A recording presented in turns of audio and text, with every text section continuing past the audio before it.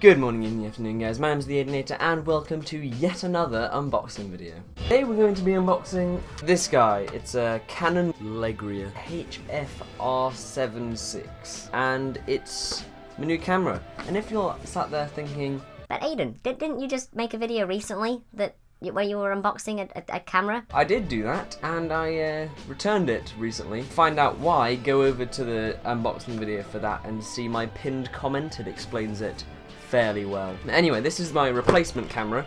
It does cost twice as much, so hopefully it's twice as good. Yeah, let's just get right into it. As always, if you're interested in the camera, then I'll put a link to it in the description. You open it up. First thing you see, you've got a bunch of manuals. It's all in Russian. So it says, package contains the camera, the battery pack, the power adapter including power cord, a WAH43 wide attachment, a USB cable, a HDMI cable, and a startup guide. Alright, so that's a lot of bubble wrap. Let's take all the cables out first. So we've got, this is for the charger. I'm kind of interested to know what battery this camera has, because the camera I'm recording on at the moment is also Canon, so I wonder if it has the same battery and the same charger. I'm not sure. Okay, so this is the oh no, it's a completely different battery. That's the battery. Look at that thing. That thing's huge. It's better have a long battery life. I'm sure it does. Then we've got a HDMI cable, so that's if you want to plug the camera into like a monitor or something, so you can see like a live feed of what the camera's seeing. Alright, so this is the charger thing. It's a bit different to what I was expecting, because instead of most Canon chargers, you just put the battery in. This one, you just attach that to that, and then to actually charge the battery, plug this little end into the battery. Finally, you've got your USB cable. So this is the one that you use to actually get the files from the camera over to my PC or the laptop or something. Before we actually get round to the camera, make sure you leave a like and subscribe, because it helps me out, right? Smaller than I thought. The main features of this camera are it records in full HD 1080p at 50 frames a second. It's got 57 times optical zoom, which is really good. It has 16 gigabytes of built-in memory, so you don't necessarily need an SD card unless you are planning to film lots at once. It has optical image stabilization as well. Kind of good. I'm gonna test that out. I'm gonna do a test of all these things later on. Okay, so this is the camera. There you go. That's it. Very ergonomic, nice to hold. You've got the zoom button there, which is in a nice place. It's very handy.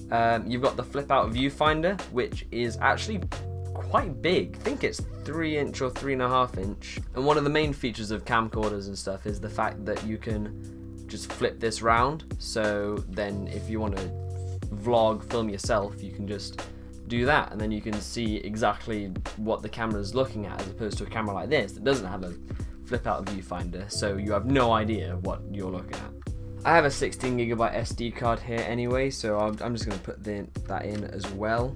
You can see it does have a port for headphones, so you can listen to what it's recording. One of the main issues I have with this camera is the fact that it only has a built-in microphone, and it doesn't even have the option for an external microphone, so there's no clip, there's no port for an external microphone. So if you want to record better audio, then you'd either need a lapel mic or you need a shotgun mic on a boom pole. The microphone's not in a brilliant place because it's right there on the top of the camera. So if you are holding it like that, your finger's just covering the microphone. So yeah, not brilliant there. Can say that this microphone is very good, but I'll be the judge of that. Surprised at the fact that the battery doesn't come charged, so I'm just gonna have to charge the battery now. And instead of putting the charging cable into the battery itself, like most cameras, you put it actually into the camera. There's a little port there that you just plug this right into. Oh, okay. So it just turned on. So when you turn it on, it does the Legria thing, and then it asks what language you want. This is a touch screen, so you can just. So I'm just gonna tap English, date format. The touchscreen is actually really quite responsive. I'm quite impressed by the touchscreen because the previous camcorder I had, you really had to push it, so that's quite good. So the date and time, it is currently the 9th of April.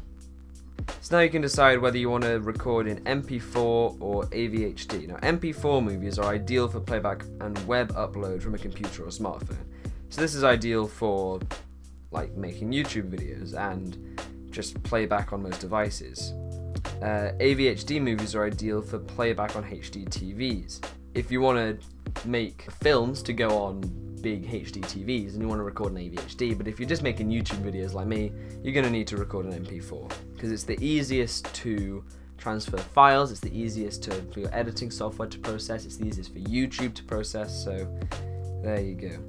Built-in memory. So with the built-in memory, it says you can record for exactly 2 hours, so that's a decent amount of recording time. Like when I film a sketch, I normally record about 1.5 hours to 2 hours of footage total, so that's actually not that bad, but I'm going to use my SD card. The thing is, my SD card is the same amount, it's 16 gigs, just like the inbuilt memory, so it can only film for 2 hours and 2 minutes, so yeah. And then it's the same for photos, so the built-in memory can store 10,878 photos. My SD card that I put in can store 11,071, so I'm going to go with mine. Setup is complete. Okay, so I'm going to go around here, and you can see there's a big record button. So unlike a lot of cameras where you turn it on and the lens just opens, with this camera you have to do it manually, which is a bit of a pain. To open the lens, there's this little switch on the side that you just go, and that just manually just takes the lens down. So you can see now, there's me. I'm just going to start recording. So you can see there's me. The screen's not LCD like most cameras. It's something LED, so it's actually a better screen than most screens. So that's quite good. But from what I can see on here, the quality is very crisp. It actually has facial recognition if you have a look. So if you see there, it's recognizing my face. And if you can see just there, you can see back there, it's latching onto Frodo Baggins' face on the poster behind me. But enough jibber jabbering. Let's go test it out.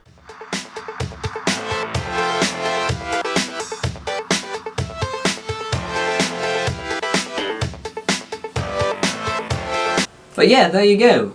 Hopefully you've enjoyed this video. If you want to check out this camera, then as I said, there's a link below. Make sure to like and subscribe if you're new, and I will see you guys in the next video. See ya.